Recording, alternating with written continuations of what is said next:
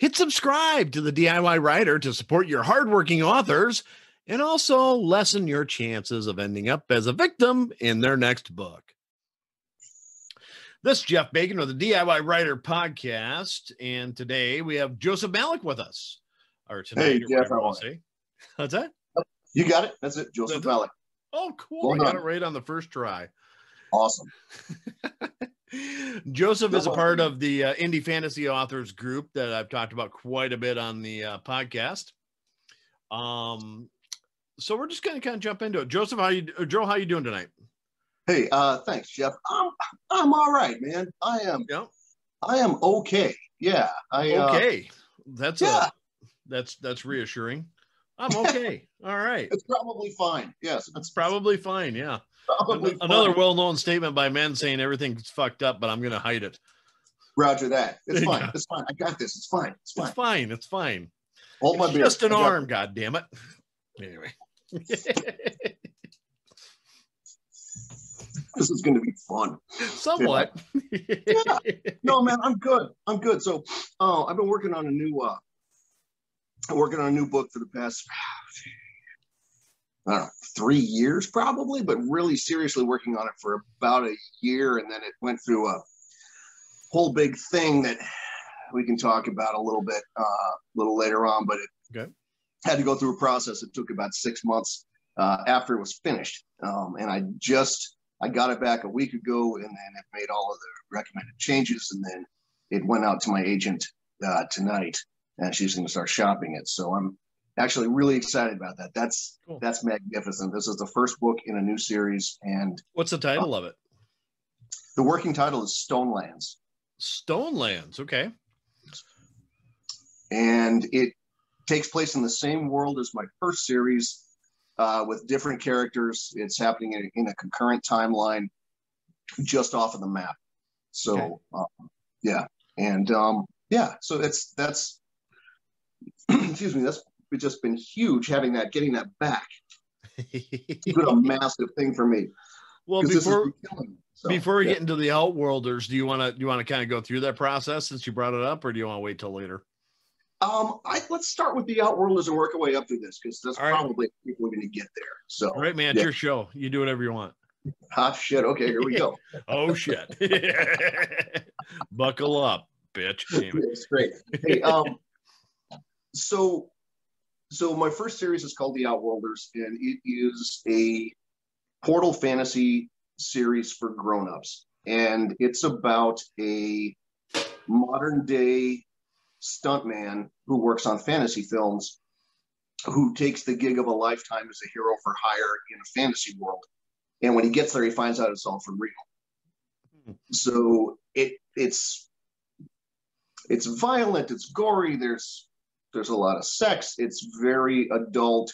And one of my favorite recurring review comments likens it to what would happen if Deadpool was dropped into Game of Thrones. This guy's he's really tough, and he's really wisecracked. He does a lot of wisecracking. He's an amazing fencer. He was on his way to the Olympics in saber, and then he killed a guy in a drunken duel and was banned from competition. So he started working on fantasy films. But he gets over to this fantasy world and basically just kind of dick punches his way all the way across this fantasy world. But when he gets there, he finds out that the big bad he's been sent to fight is also from Earth and is way ahead of everybody else.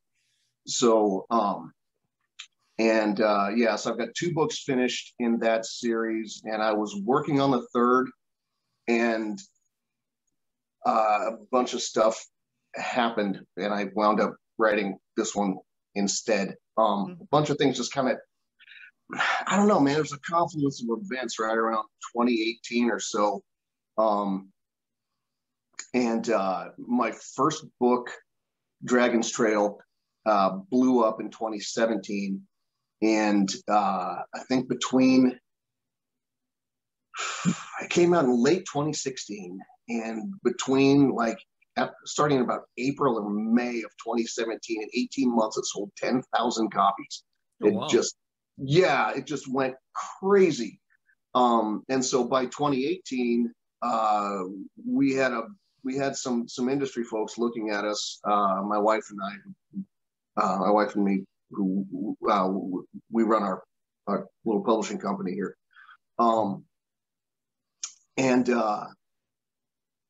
yeah, and so we got some people's attention, and I ended up getting an agent, a New York agent, and it's just been this wild ride. You know, I went to World. I was invited to Worldcon in Dublin to moderate a panel, cool. And yeah, it's been nuts. So, but with this sudden interest from industry folks, I decided to shift fire and start working on a new project, because we couldn't. Nobody's interested in the first two books, because I've already sold a bunch of the subsidiary rights. So that makes it really, really tough to sell a project to a big five, big four now. Sure. The other part of that is that at this point, I was talking to an acquisitions editor for one of the big four publishers, and I was doing an autograph signing right next to one of his guys. And we were at the same table, and we were talking, whatever. I was still talking about sales and how things are doing, and yada, yada, yada. And he gets on his laptop and, looks up like books and everything. And he tells me flat out, he's like, "I'm not touching your first series." And I was like, "Really?" And he told me, he said, "You have already sold more copies than we could hope a first-time author would sell." And I mean, the average for a genre author on a big four imprint, on a big four or one of their imprints, I mean, if they hit 5,000 copies, they're lucky. In what time period? Life of the book. Seriously? I didn't know that. Yeah. 5,000 is like their benchmark. Really? Yeah. Huh. That's most of them. The publishers make their money off the one or two handful of people that they have who sell more than that. But I mean, if you're, this is why your typical publishing advance, especially in genre fiction, your publishing advance is $5,000, $10,000. It's nothing to sneeze at. I mean, or actually, it's nothing to get excited about. Right. So yeah, and but he was like, "You've already done better than we could promise you." And it's like, "Man, you're making a lot more money." It's like, just hang on to that. And he said, "But do me a favor and send me the next thing you do."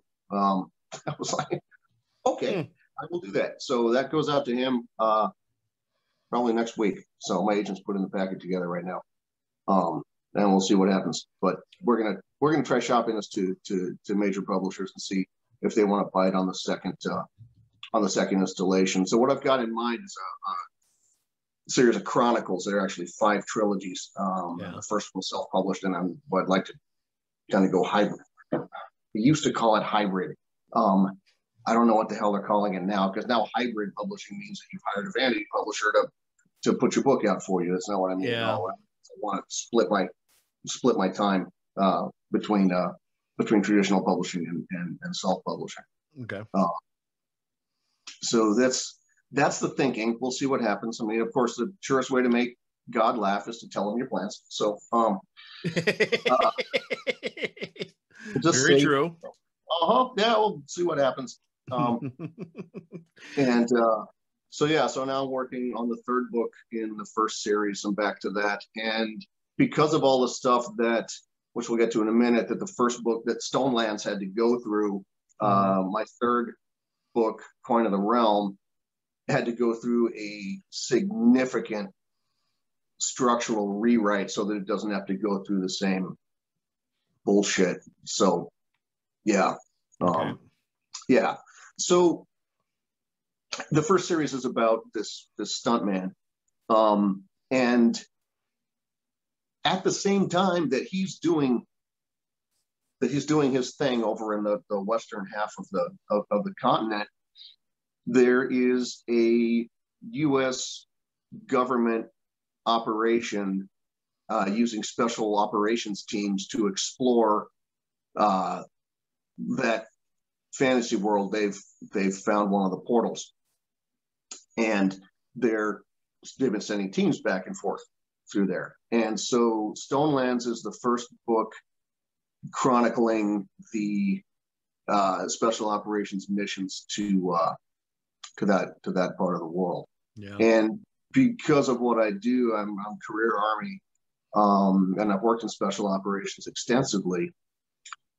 Because of that, Stonelands had to go through a full security and declassification review. It had to go to the Pentagon and the Defense Intelligence Agency and the U.S. Special Operations Command, and holy crap.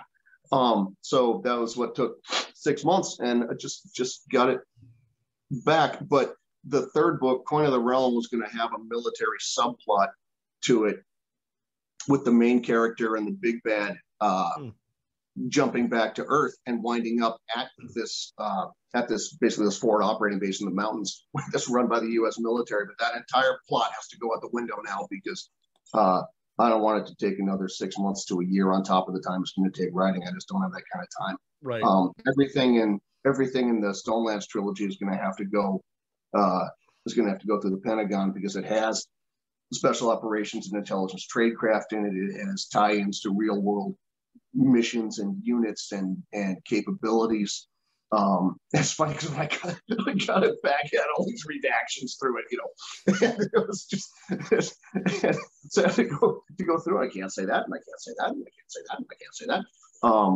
And my agent was saying that we should just take it and just send a redacted copy up to acquisitions editors, along with a letter from the Pentagon to say, you guys figure it out. Yeah, so the positive side of this is that I'm not going to wind up testifying in front of Congress anytime soon, or at least not over this. So that's positive. And I guess we'll see what happens. But yeah, so I'm writing the third book in my first series, and I'm hoping to have it out for pre-order by Christmas, if I hurry. So how hard is it for you to write something in a fantasy and actually change it so it's not correct? So it wouldn't be a training manual of certain crafts or anything like that. I mean, yeah, generally I just leave it out. I had to cut out a huge section from the middle of Stonelands. In fact, there's a scene now where the main character, he has a wound that's festering, and I just knocked his ass out for 45 days, and he just wakes up and the story takes over right there, because there was this whole sequence in there where these guys, this half of a special forces team is training up these indigenous personnel to counter a U.S. military incursion. And it just seemed like a really terrible idea to put any of that stuff, even unclassified tradecraft, for that into any kind of just to put that out there just seems like a really bad idea. So yeah, but that also cut out like 10,000 words, which was great. So that's yes. Yeah, right. And yeah, so that kind of stuff. Yeah, and there's other stuff in there too. It's like there are going to be like weapons ranges and weapons capabilities and things like that I had to change to the unclassified capabilities that you can find publicly. And I'm really glad that I did this and sent it up through all of that stuff, because there were some things I didn't even know were classified. It's like, hell, I didn't know I couldn't say that. Holy crap! We work with this kind of stuff all the time. So, well, oh shit, that's classified. So it's been a year, man. It's been a very, very long year. Took me about a year to write it. It took me 3 years year and a half to concept. It took me about a year to write it and 6 months to get it through review. So it still has to go to, well, let's see if kind of a funny story along the same lines.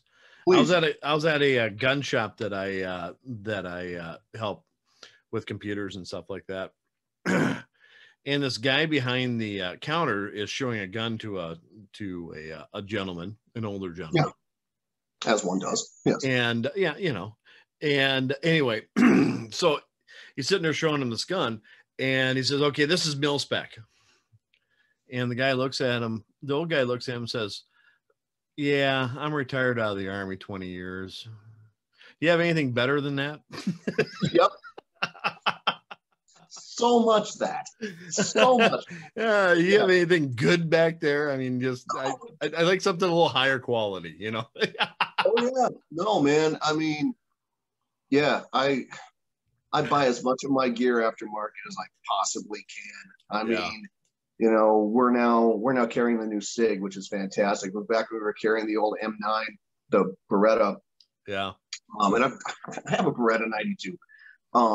Because you work with what you train with what you work with, right?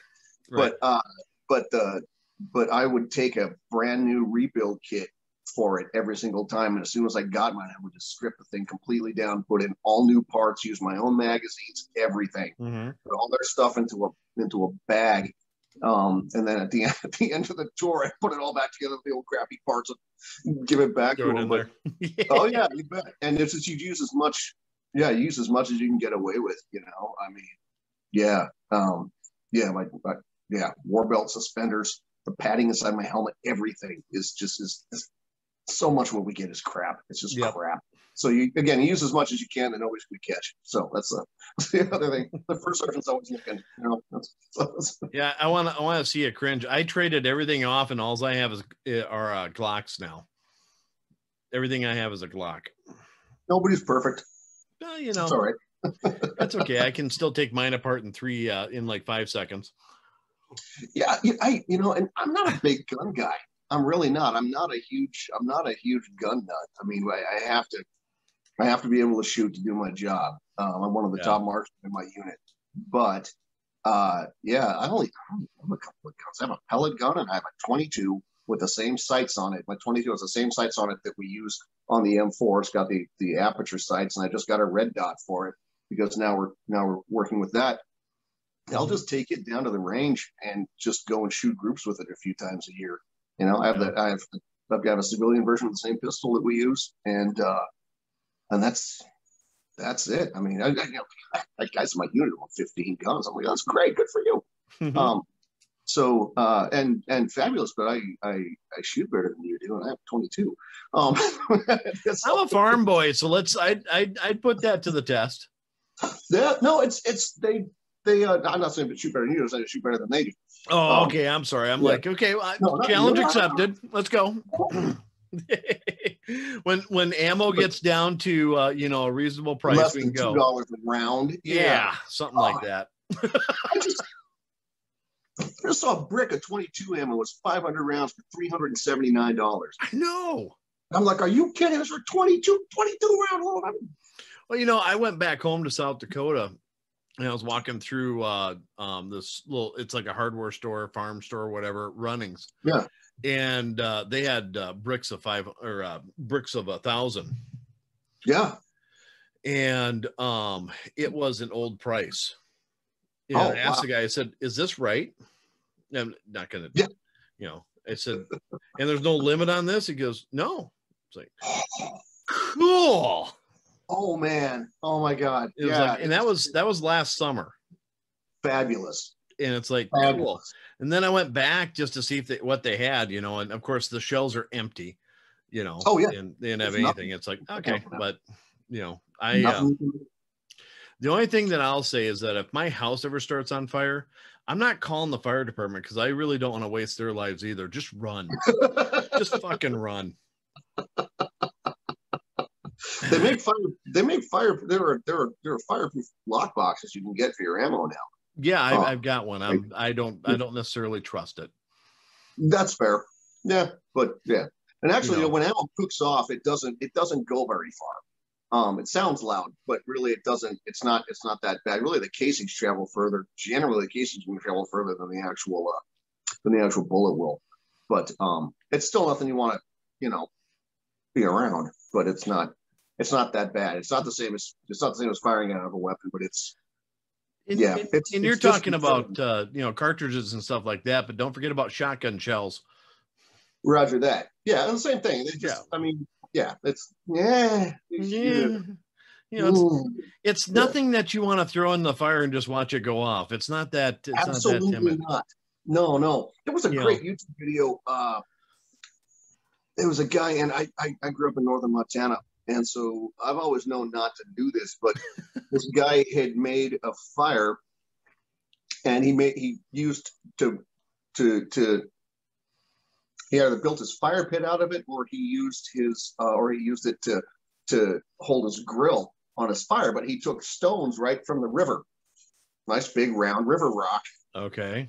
Right, and had a fire, and of course, when you get a semi-permeable rock, sedimentary type rock that's been sitting in a river, it's full of water, and that will heat up, and the rock will blow up. Right. And one of the things you never see in a fantasy novel, and I need to write that in someplace because, it's just, yeah. But you can just, wonderful YouTube video I saw not long ago of this happening. I was laughing my ass off because wow, there's a lot you don't know. Wow. Okay. Good for you. The other thing I'd say too is, have you ever seen that video where that guy puts tannerite on a lawnmower with a full tank of gas and he's shooting it? And he's shooting it with, I think it's an AR-15, I think is what he's shooting it with. And when it blows the whole damn lawnmower up, and a piece of metal comes and shaves off his leg. Yeah, it's on the YouTube video. But that's day. Yeah, it's the other reason why I'm running. Yeah, no, yeah, tannerite's bad. There was that thing, the gender reveal party where the guy put 80 pounds of tannerite. 80 pounds. Surprise! 80 pounds, and he shot it. And it's on my.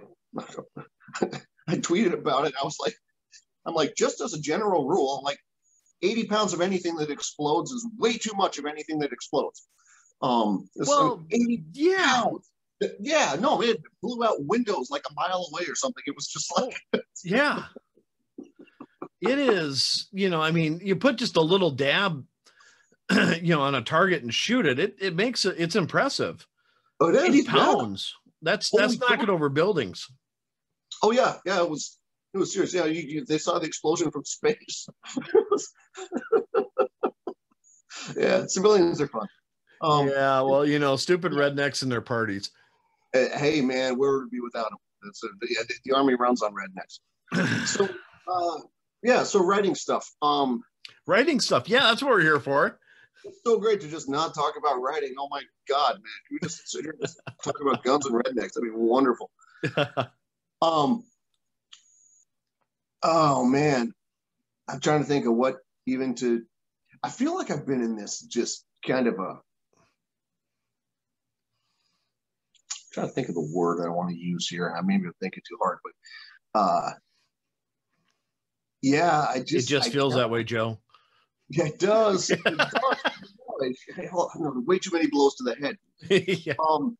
But I'm feeling kind of burned out right now, man. I really am. Yeah. I gotta tell you, I mean, putting out a book last year, it was like trying to write with a smoke alarm going off.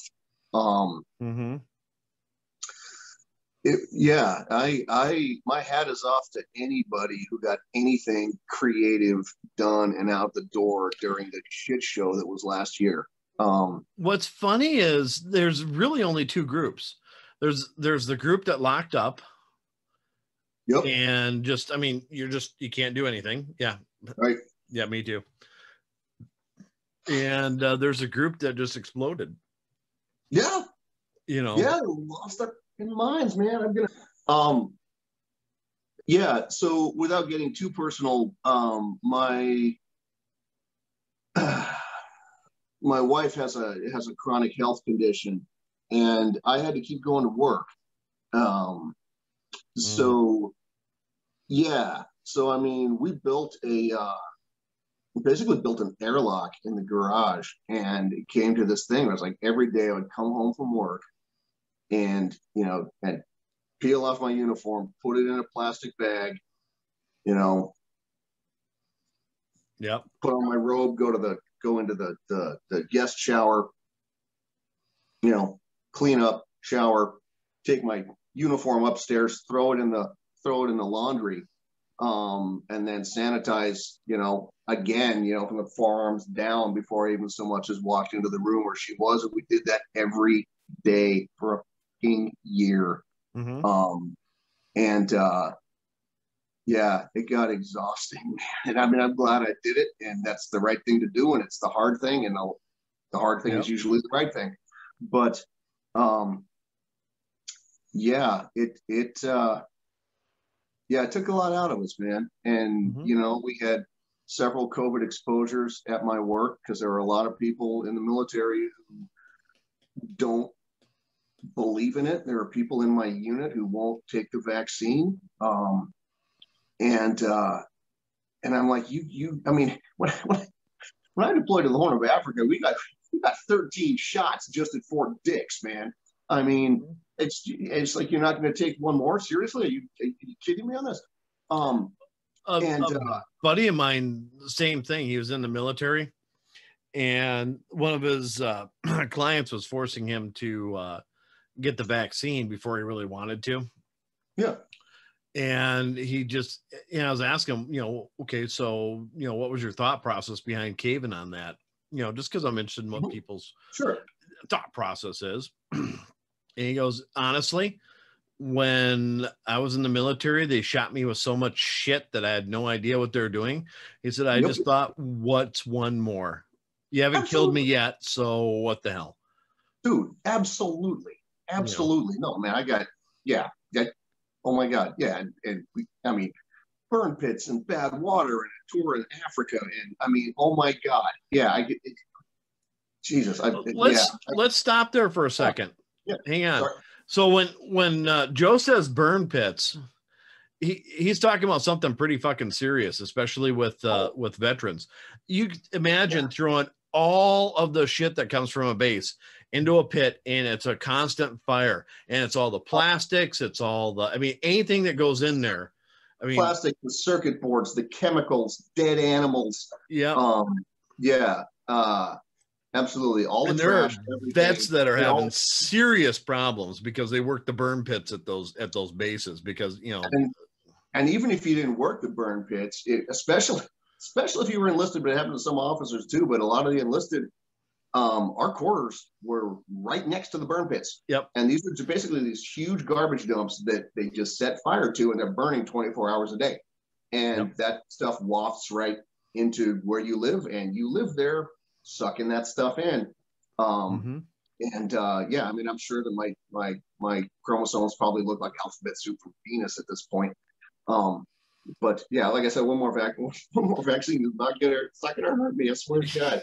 I just didn't want to hop over that, like, oh, a burn pit, okay, you know, someone thinking it's a nice little cozy fire with marshmallows. Oh no, that's marshmallows. Yeah. Oh shit. Oh God, that's funny. Yeah. So, but yeah, and again, there were people. I mean, there was a guy in my unit who came down with COVID. He got it in. Okay, no, I can't say. He got it last year. Yeah. Last year. Tested positive for it and everything, and did not believe that he had it. Absolutely would not believe that he had it. And of course we all had to get tested and around and we had quarantine, and you know, I'm down here living in my office in my house for, you know, the next 2 weeks. So I've got this office behind the garage. I'm like, okay, I guess I'll just live here and write. I want to thank that guy in the U.S. Army for subsidizing a significant portion of stolen lands for the time I was quarantined. But so it all worked out. I'm sorry. So it all worked out. It's probably fine. It all works itself out. But they, it's nuts, man. It's nuts. We were exposed like constantly, shutting the office down, and just, oh my God, really? Again? Seriously? Who, these guys now? Really? Those idiots? Okay. Oh my God. And just around and around and around. And yeah, the last year was absolutely awful. And yeah, I mean, without saying too much about what I do, I'm a strategic analyst, and my team studies small wars that might become big ones. And then we advise U.S. personnel when they go to these kind of, backwater places that they may not have heard of.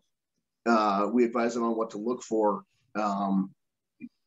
in case these wars start to. It's what we call intractability. It's basically a slow burn conflict that a lot of times has become generational. It's been going on for so long that that's just the area's just at a state of war, even if it's nothing's really happening. But we want to make sure that we keep an eye on it so that if it tips, and starts to slide into an actual conflict, that one, we can get our people out, and two, we can, get the international community in there and get these things so we can stop another Rwanda, for instance, from happening.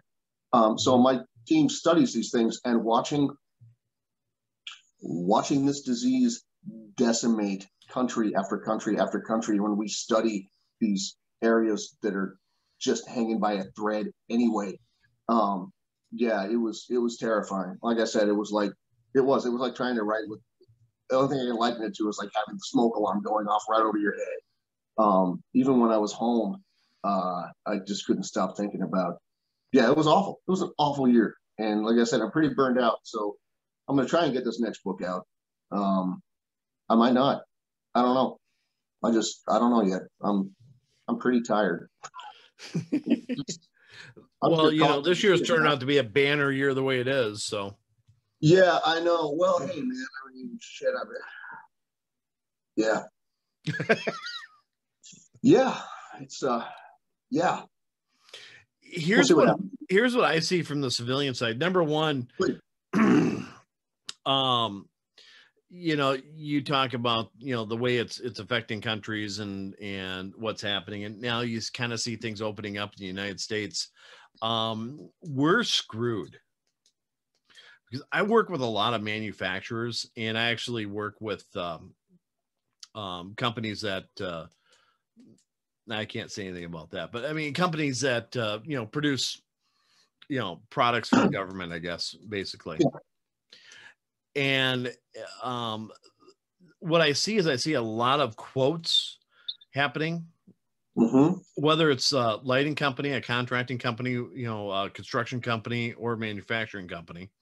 I'm an IT consultant, so, I get to see all this, and I get to hear, what's going on. And there's a big material shortage.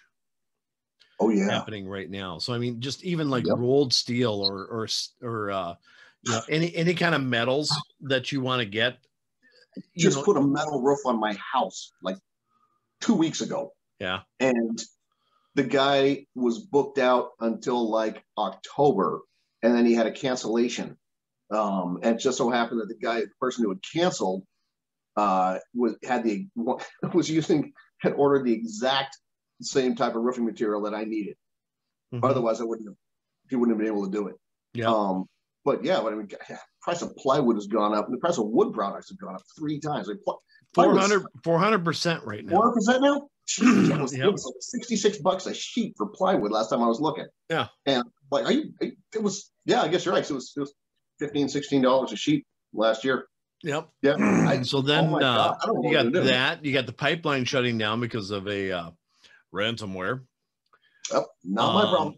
You already had a distribution problem with fuel because of some of the trucking issues and employment issues they've had. Yep. Gas is going to be $4 a gallon, $5 a gallon very quickly.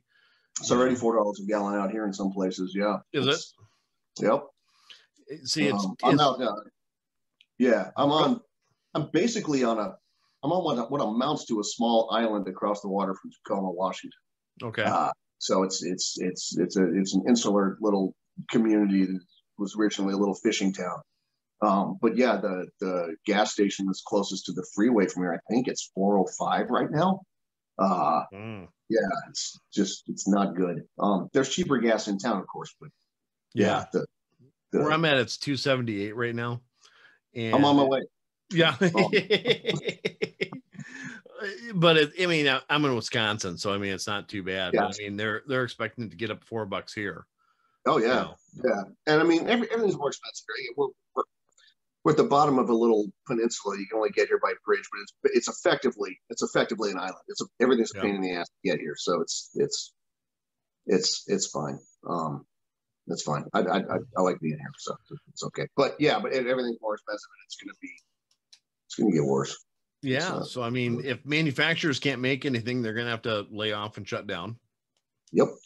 You know, if they can't get metal, you know. Yep. Can't get wood. Jesus. Can't get plastics. Right? Yeah. Well, yeah. Plastic is made from oil. I mean, so yeah, it's just all, yeah. Yep. You know, so you're looking at kind of at least a recession, you know, by the end of summer. Yeah, that's going to be awesome. I completely agree. I mean, we just got our garden in, and we're already talking about the idea of doing another year, just kind of hunkering down here. I mean, I'm still working. My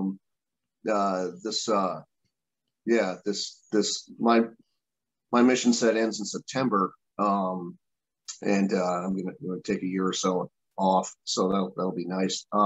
So I'm in the Army Reserves, but I'm in a component of the reserves that has a freakishly high operational tempo, and so right now it's actually kind of cool because I'm mobilized, but I'm mobilized right here, like 25 minutes from my house, which is just fantastic. There's a little facility and a little National Guard base not far from here that my team works out of. So even though we're reservists, we're still getting active duty time. We're getting full-time pay and everything. It's actually it's a cool gig. And it's been great because as the entire world has suddenly started, most of, I can't say the whole world, but as we, and that's a better way to say that. That was really, really insensitive of me, and I apologize for that. I didn't mean the world. I mean, us. We don't worry about insensitivity here. So but stop apologizing, man. But as a lot of us have gone to working remotely, there have been teams like mine that, we directly support ongoing operations, but we do it, from this weird little National Guard base that half the buildings on it are boarded up. And I swear to God, the building I work in is fucking haunted. Seriously. Let's talk about that. No. Okay. Yeah. Let's talk, man. Seriously. No shit. All right. So, so we're in this reconditioned building. Half the buildings on this base are derelict or condemned. There's like one small museum that has like 2 people that work there, and there's like a coffee shop, and there's a headquarters for like the National Guard Bureau and some other stuff there. And the rest of the base, man, there's nobody there. There's like nobody. I mean, it's I think the nearest inhabited building to mine is probably half a mile away. Wow. Yeah. So they built this intelligence facility on this base. In one of these old buildings, and then they gutted it and put up all this stuff inside. You walk inside, it's like the Starship Enterprise. I mean, you've got these huge video conference screens, and it's like it's like something you see off a movie, with everything all over the place. You walk into this place, but you step outside of it, it's a secure facility. We call it a SCIF, sensitive compartmented information facility. But you step out of the secure area, and suddenly you're in this like long, spooky ass hallway, and like the lights flicker and the whole building creaks. And the place has been there since like, I don't even know. I mean, it was a barracks in World War II. So probably World War One. And I mean, it just, I swear to God, you're walking down the hallway in this place, and I have stepped aside because I thought there was somebody like right behind me. To get to the latrine, you got to go down this long hallway past the flickering lights. But on my way down the hallway, I swear there was somebody like right behind me, and I would like step aside. Excuse me, sir. And there's nobody there. Nobody there. I swear there was somebody right behind me. I don't know how many times that's happened. I'm not the only one that's happened to. And there's since it's a secure facility, you can't have cell phones in there. There's no music. There's no anything. So it's been dead quiet this past year because we've been on a skeleton crew. There've been 5 people in the whole building. Right. And so everybody's very quiet. We all, my team, we write papers for a living. We're generally quiet. And yeah, it gets really spooky and really strange. And yeah, it's so quiet. It's like a tomb in there. And so you're driving through this creepy ass, old base to get to this building, and you go inside it and there's nobody in there, and it's completely quiet, and you're in there for 8-10 hours and it's perfectly quiet, and it gets really weird. It's a very strange place to work. So yeah, that's it. I wish I could tell you an actual ghost story from there, but it's yeah, it's classified. Yeah, that too. Yeah.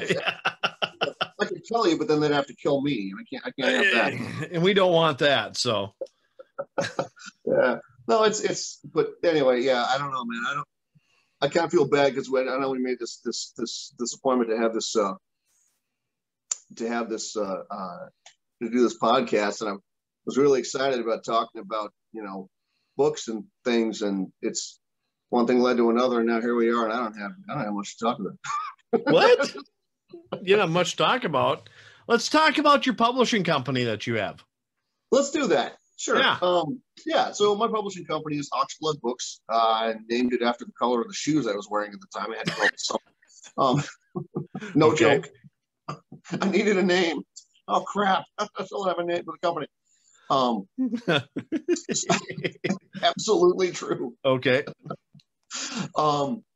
Yeah, and right now I'm the only author, but we are taking manuscripts.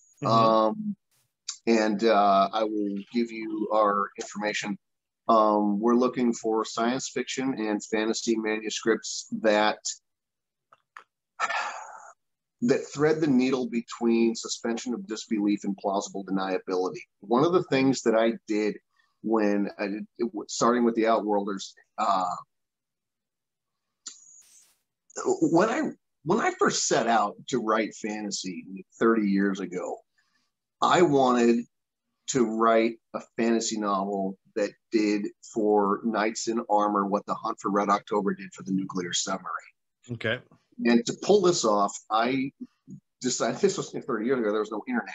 So I did all of my characters' stunts. I mean, I learned how to ride a horse. I took up fencing, boxing, blacksmithing, base jumping, mountaineering, all of this stuff. If it happened in the book or anything as close to it as I could get, I went out and did it myself. And I wanted to get all of the details correct, right? Right. And so Dragon's Trail and the follow-on, the New Magic, have this world building that is not necessarily historically accurate, but everything in it works. And I mean, from the phases of the moon to the slivers on the floor, everything functions. And I had some early readers who had this weird ass conspiracy theory. I would get the craziest DMs and emails from these people. That the reason that I knew how to do all of this stuff and got all of those little details right was because my job in the military and special operations was actually exploring some kind of fantasy world, and that these books were the way that I was able to actually tell the story without actually telling it. And that was part of some kind of Black Ops program that it had been doing. That makes perfect sense. Right? Yeah. So, and I would go to fantasy conventions and demonstrate, rapier fencing, and I build conlangs. I have a class I teach at fantasy cons on how to use celestial navigation to find your way on an alien planet. Okay, actually using special forces survival manuals, unclassified ones. But we're looking for that element of believability in fantasy and science fiction. We've got one author that I'm working with right now, and this stuff isn't ready. We're a couple of years out, I think, but he's got a really, really intriguing idea that is one of these things that makes you, the concept is one of these things when he ran it by me, I'm like, God, is that actually happening? Like, shit, if it's not, why isn't it? And that's And that's what we're looking for. We're looking for that kind of stuff. And now Stonelands, and this whole series to follow, is literally about a special operations team exploring the world from the first series of books, Sure. which is kind of my way of poking the bear with those conspiracy-minded fans. I lost a lot of them to QAnon when I came out against Q on Twitter and whatnot, on all my social media. You went out against Q? Yeah. Or just the Anons? I don't know. Yeah. I mean, there's Q, and then there's the Anons, and then they call them QAnons. That's the thing. You know, whatever the hell. Yeah. So yeah. Just yeah, and it's become a thing. And I've noticed they've been very, very quiet ever since I did that. So I may have lost them, but Stonelands is picking up where that left off, and it's going to go right back into that whole thing again with the plausible deniability. And I think, as I was saying, so a stupid editing story.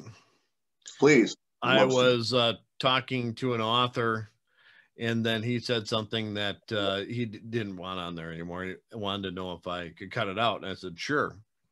You know, right immediately after. And he, said something kind of interesting. And then he said, are we still fucking recording? Yeah, it's like, yep, and he typically doesn't like to, portray himself as cursing, but I left are we still fucking recording? Yeah, I had to hurry up and pull it back down and re-edit it and pull it back up because he's like, did you know I cursed? Well, yeah, I heard you. I was there, but it was just kind of funny. I don't know what you're talking about, man. I don't curse. I don't know what you're talking about. Yeah. Man, so much cursing. I just went through and just did a search for the F-bomb.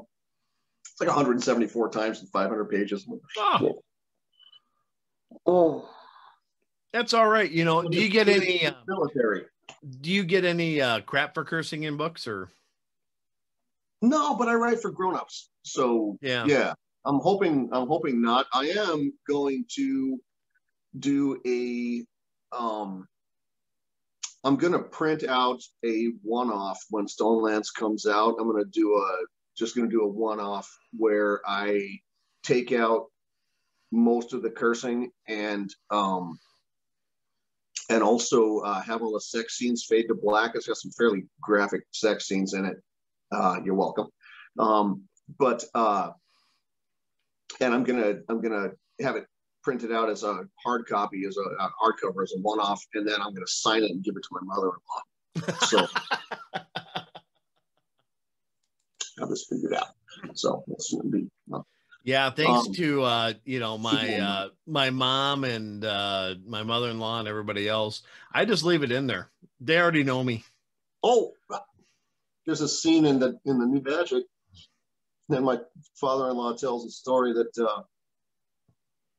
he could tell the exact moment when my mother-in-law got to the three-way, because she said, "Oh dear," and then closed the book and got up and went straight to the liquor cabinet.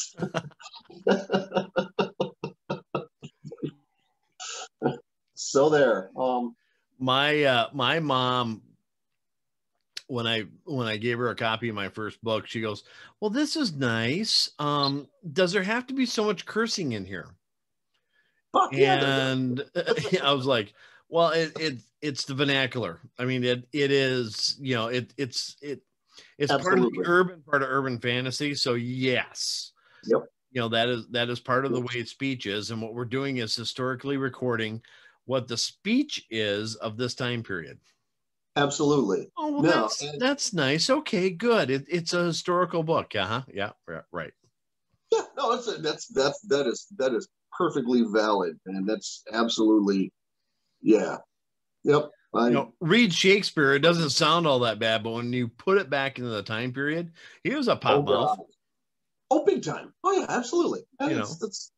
It's fine, man. It's reflecting the literature of the period. The funny thing, my mother's passed away, and but she wrote she wrote teen romances for one of the big romance houses on contract. She ghost wrote, and there was one of these series that she had that was like it was a teen romance that she was doing, and this one was like the theme was like first love, right? Mm-hmm. And